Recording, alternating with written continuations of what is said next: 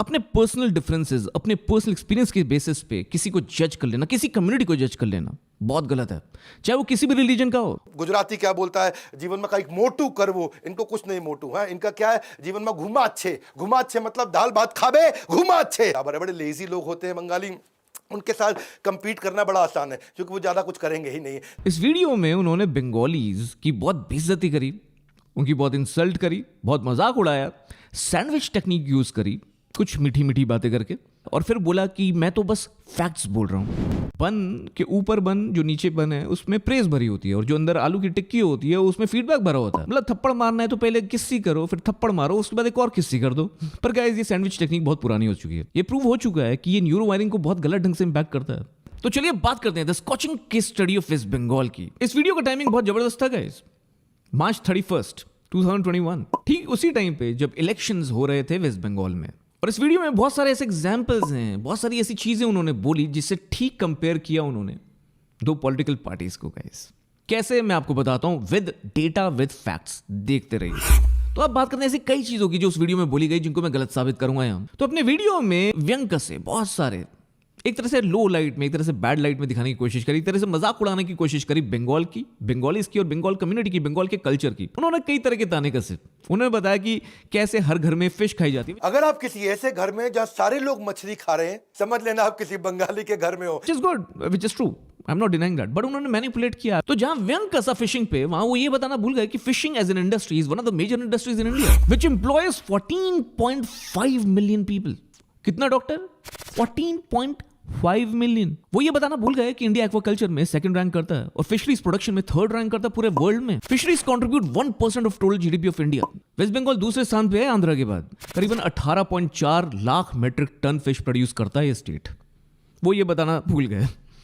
और ये सोते हुए लेजी इंसान कैसे कर सकता है? उन्होंने बोरोलिन पे ताना कसा व्यंग के साथ कि यहां तो भाई सब बोरोलिन यूज करते हैं, हर घर में बोरोलिन यूज होती है, हर तकलीफ में बोरोलिन लगा रहे हैं। पर वो ये बताना भूल गए कि बोरोलिन की लेगेसी क्या है। इनफैक्ट जब ब्रिटिश रूल कर रहे थे इंडिया को, ये बताना भूल गए कि बोरोलिन ही वो कंपनी थी जिसने स्वदेशी मूवमेंट को लीड किया था, मेक इन इंडिया। हमें प्राउड होना चाहिए बोरोलिन पे। It's a therapeutic cream, antiseptic cream. Boroline Kolkata में फाउंड हुई।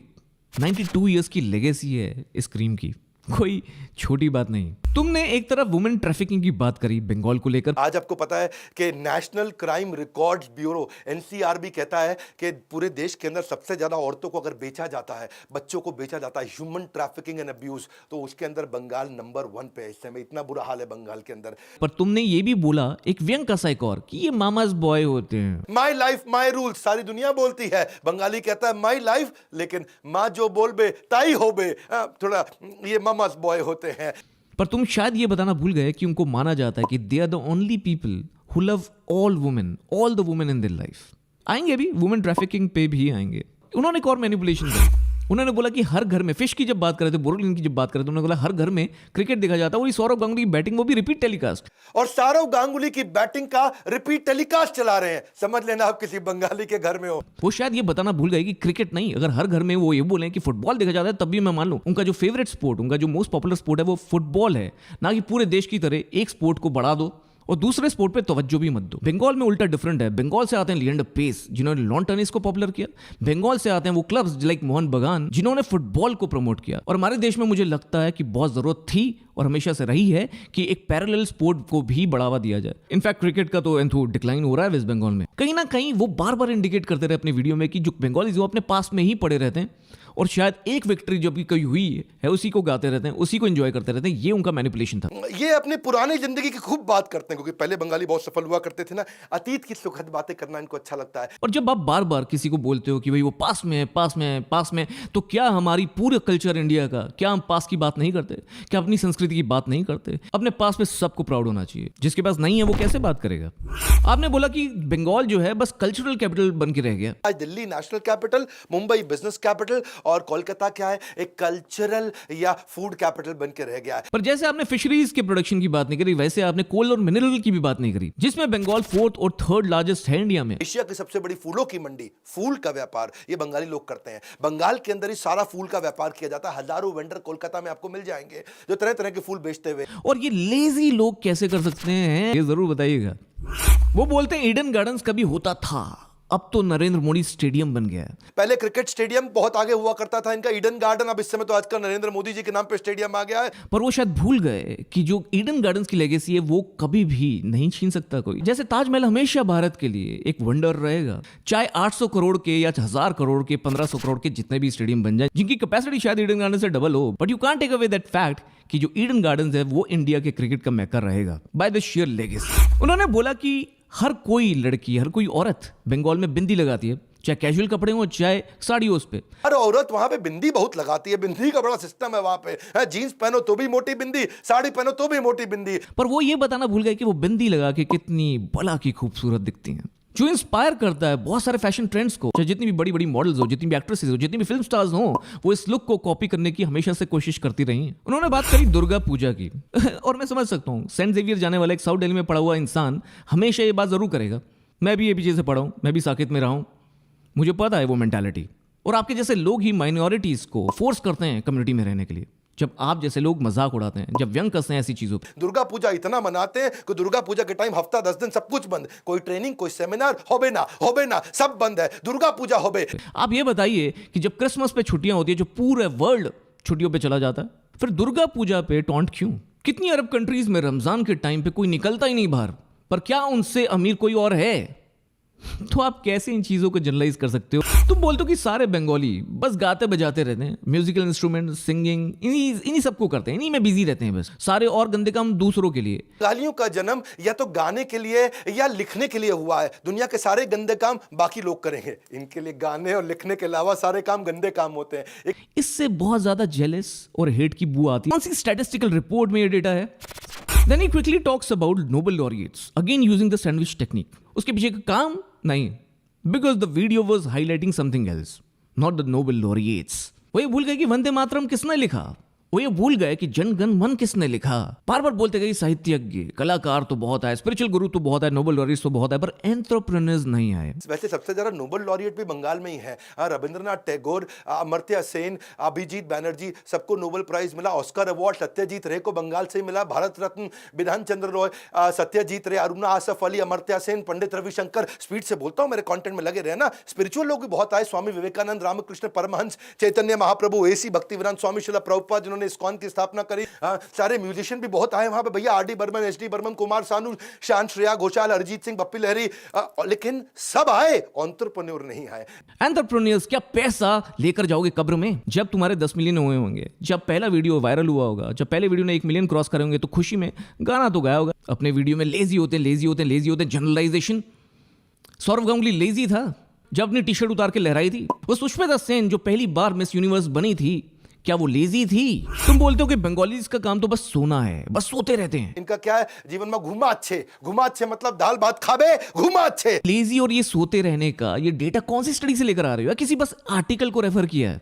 assumptions को फैक्ट बनाना कोई तुमसे सीखे। एंड देन यू से that Bengalis are loud mouth, they're talkative, they're argumentative and they're dogmatic. थोड़े argumentative होते हैं, talkative, loud mouthed होते हैं, dogmatic होते हैं, intellectually थोड़े arrogant होते हैं। बंगाली लड़कियां वैसे बड़ी vocal होती हैं सोशल चैलेंजेस के मामले में। ये लोग जब डिस्कशंस करते हैं, डिसएग्रीमेंट भी अलाउ करते हैं। भैया कोई दिक्कत नहीं है, डिबेट इनको बहुत पसंद है। सालों साल से बंगाल में बहुत डिबेट हुआ करती थी। जो क्रिटिसाइज करते हैं तो उनको तुम कॉपीराइट स्ट्राइक देते हो, और टॉकेटिव वही होता है, डिबेट वही करता है जिसमें दिमाग होता है। दिमाग के बिना डिबेट करना बड़ा मुश्किल है। तुम्हें पता है कि हमारे पॉलिटिकल सिस्टम में डिबेट्स नहीं होती है, वो एक बहुत बड़ा कारण है क्यों हम वंचित रह जाते हैं एक अच्छे नेता से। यूएस में डेमोक्रेट्स और रिपब्लिकन्स के बीच में जब डिबेट होती है ना, तब दूध का दूध और पानी का पानी होता है। और तुम कह रहे हो कि डिबेट्स करते रहते हैं बंगालीज बस। इनफैक्ट मैं तो कहता हूं हर इलेक्शन में डिबेट्स होनी चाहिए, एक तरफा भाषण नहीं। अब आते हैं कुछ स्पेसिफिक डेटा पॉइंट्स पे और स्पेसिफिक चीजों पे जो तुमने अपने वीडियो में शेयर करी। तुमने वुमेन ट्रैफिकिंग की बात करी, और जो तुमने डेटा बताया शायद तुम भूल गए कि वो डेटा 2016 का है, और उसके बाद बहुत सारी इंप्रूवमेंट हुई थी। इनफैक्ट वो जो रेट है वुमेन ट्रैफिकिंग का, वो 10% रह गया था 2017 में। ये बताना तुम भूल गए, और इसको मैं बोलता हूं manipulation. He talks about lot of parameters, he talks about human development index, he talks about poverty, he talks about beggary, पर ये सब कुछ हेट्रोजीनियस ग्रुप के साथ किया, होमोजीनियस ग्रुप में नहीं किया। आप एक सेब और एक संतरे को कंपेयर कैसे कर सकते हैं इन क्वालिटी लैंग्वेज? जब आप दो सैंपल्स को कंपेयर करते हो, या जब आप दो डेटा सेट्स को कंपेयर करते हो, तो it has to be a homogeneous group. और जब आप एक बेंचमार्क ले रहे हो, जैसे आपने गुजरात और बंगाल को कंपेयर किया, तो you can't just take it as per your own choice. You can't be selective कि जिन चीजों में एक राइवल अच्छा है, बस सारी उन्हीं चीजों को बखान करो, दूसरी चीजों को भूल जाओ। और अब मैं बताता हूँ सिलेक्टिव कंपैरिजन तुमने कैसे किया। मैंने गुजरात की बहुत तरक्की देखी है, बहुत सारे मेरे दोस्त हैं गुजरात में और मैं बहुत प्रभावित हूँ गुजरात की तरक्की देख के। बिकॉज तुमने गुजरात और बंगाल के बीच में डिफरेंस दिखाया तो मुझे भी कुछ चीजें बतानी पड़ेंगी तुम्हारी मैनिपुलेशन लोगों को दिखाने के लिए। तुमने HDI की बात करी, ह्यूमन डेवलपमेंट इंडेक्स, पर तुम ये बताना भूल गए कि तुम बड़ा सिलेक्टिव कंपैरिजन कर रहे हो ना। गुजरात से बार बार बंगाल को कंपेयर किया, पर हमेशा हमने देखा गया अगर किसी पर्टिकुलर इंडेक्स की बात करनी हो या किसी कैटेगरी की या किसी स्पेसिफिक चीज की बात करनी हो तो उसका बेस्ट या वर्स्ट प्लेयर लेना चाहिए। तो यहां तो केरला है बेस्ट, तो बस गुजरात से कंपेयर क्यों? और गुजरात को केरला से कंपेयर क्यों नहीं किया? और वर्स्ट एग्जांपल यूपी से बंगाल को कंपेयर क्यों नहीं किया? क्योंकि आप सिलेक्टिव कंपैरिजन कर रहे थे, आप मैनिपुलेट करना चाहते थे, अपनी बात, अपना बायस व्यू लोगों को परोसना चाहते थे। तुमने पॉवर्टी की बात करी, तुमने ये बताया कि 9 districts in Bengal are below poverty line, पर तुमने ये नहीं बताया कि जहां बंगाल 16 नंबर पे आता है वहीं गुजरात 13 नंबर पे आता है पॉवर्टी के मामले में। बहुत सारे ऐसे स्टेट्स हैं इंडिया में, गोवा, केरला, हिमाचल, सिक्किम, आंध्र, पंजाब, हरियाणा, सब जगह पॉवर्टी कम है गुजरात से। पर तुमने बंगाल को बेस्ट से कंपेयर नहीं किया, तुमने बंगाल को बस गुजरात से कंपेयर किया। क्यों? तुमने पर कैपिटा इनकम की बात करी तो तुमने अगेन बंगाल को गुजरात से कंपेयर किया और बताया कि कैसे बंगाल की per capita income almost half से भी कम है। पर तुमने शायद ये नहीं बताया कि जो गोवा की पर कैपिटा इनकम है वो गुजरात से भी डबल है। और तुमने ये भी नहीं बताया कि बंगाल की पर कैपिटा इनकम यूपी से डबल है, जो कि बस 65,000 है। अब लेजी की बात कर ही रहे हैं तो एक और डेटा पॉइंट तुम्हें दे देता हूं मेरे दोस्त। पर लाख पॉपुलेशन में 9,000 लोग वेस्ट बंगाल से जाते हैं लड़ाई लड़ने डिफेंस सर्विसेज में, और वहीं गुजरात दामन दीव को मिला के, दादर एंड नागर हवेली को मिला के भी 3,000 से ज्यादा आंकड़ा पार नहीं कर पाता। इनफैक्ट सारे आर्टिकल्स ये बताते हैं कि कैसे Gujarat is not at all involved when it comes to Indian defence. अब गुजरात की बात छोड़ो, बंगाल के लोग तो सोते रहते हैं, लेजी, आलसी हैं। तो ये आलसी लोग, सोते रहने वाले लोग लड़ाई कैसे लड़ते हैं? या तुम क्या उन सोल्जर्स को भी आलसी बोल रहे हो? बताना जरूर। तुमने बोला कि बंगाल में तो इंफ्रास्ट्रक्चर है ही नहीं, there is no infrastructure at all is what you said. पर तुम ये कैसे भूल गए कि जहां 7 करोड़ की पॉपुलेशन है गुजरात में, 10 करोड़ की पॉपुलेशन है बंगाल में, वहीं 1500 हॉस्पिटल्स हैं बंगाल में और बस 400 गुजरात में। जहां तुमने बोला कि बंगाली इंटेलेक्चुअली एरोगेंट होते हैं, पर तुम ये बताना भूल गए कि जहां WHO की गाइडलाइन के हिसाब से पर 1000 पीपल पे एक डॉक्टर होना चाहिए, वहीं बंगाल में 2 डॉक्टर हैं पर 1000 पीपल पर, गुजरात में 1 ही है। इंफ्रास्ट्रक्चर की बात कर रहे थे, इंफ्रास्ट्रक्चर में क्या क्या आता है? स्कूल नहीं आता। गुजरात में 52,000 पर वेस्ट बंगाल में 95,000। ये मैं नहीं बोल रहा, डेटा बोल रहा है, schooldata.org। तुमने बेगरी की बात करी, बिल्कुल ठीक डेटा है, और beggary is a big problem और बंगाल में बहुत बड़ी प्रॉब्लम है। पर तुम ये बताना कैसे भूल गए कि गुजरात में भी 13,000 बेगर हैं? जब इतना बड़ा स्टेट है जहां अंबानी और अडानी हैं, वहां बेगर्स कैसे? क्या अडानी अंबानी बस 0.01% अपनी नेटवर्थ में से निकाल के बेगर्स को नहीं दे सकते? 13,000 बेगर्स नहीं होते अगर ऐसा होता। 800 करोड़ लगे मोदी स्टेडियम पे, जिसका तुम बखान कर रहे थे अपने वीडियो में। वो 800 करोड़ में से 1% भी अगर मिल जाए इन बेगर्स को तो ये बेगरी खत्म हो सकती है गुजरात से। कुछ गलत कहा? और ये 13,000 का नंबर ऐसा नहीं है कि सबसे लोएस्ट है। बहुत ऐसे स्टेट्स हैं, बहुत ऐसे नॉर्थन ईस्टर्न स्टेट्स हैं जहां कोई भी बेगरी नहीं है। बंगाल को तुमने इन स्टेट से कंपेयर नहीं किया, क्यों? ये पॉलिटिकल वीडियो तो नहीं था ना, ये तो बस केस स्टडी थी। तो फिर क्यों सेलेक्टिव कंपैरिजन? अब आता है लिस्ट ऑफ बिलियनियर्स पे। जैसे तुम बोरोलिन के बारे में, बोरोलिन की लेगेसी बताना भूल गए, वैसे ही तुम शायद कुछ और लोगों को भी बताना भूल गए अपने वीडियो में।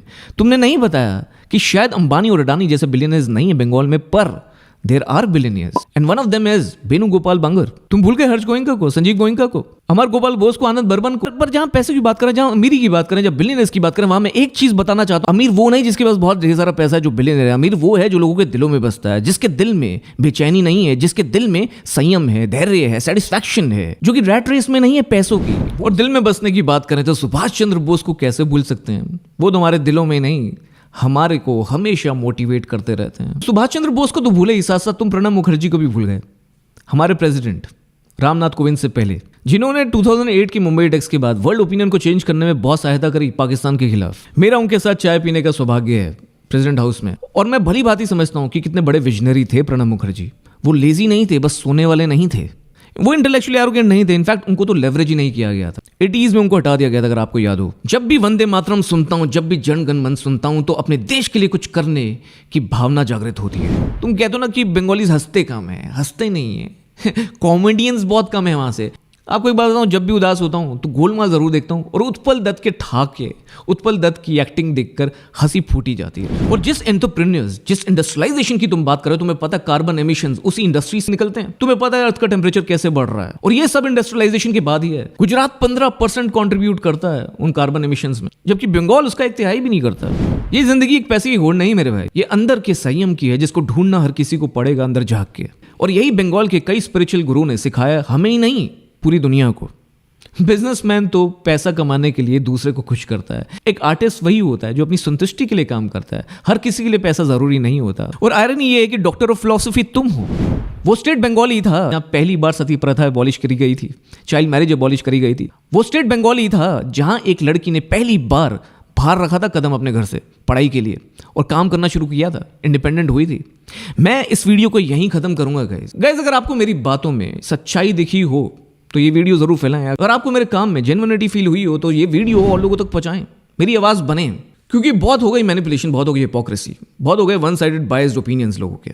जितने भी युद्ध हुए हैं, जितने भी वॉर्स हुई हैं, वो पैसे के लिए हुई हैं, पावर के लिए हुई हैं। पर कुछ पेंटर बस एक पेंटिंग बना के भी खुश रहते हैं, क्योंकि उनमें विवेक होता है। अब जब मैनिपुलेशन की बू आएगी, मैं ऐसे डिकोड लेकर आता हूँ। गाइस आप देख रहे हैं पी पोए, मैं हूँ आकाश। एक सेकंड, रियलिटी की बात कर रहे थे हम, जेन्युइनिटी की बात कर रहे थे।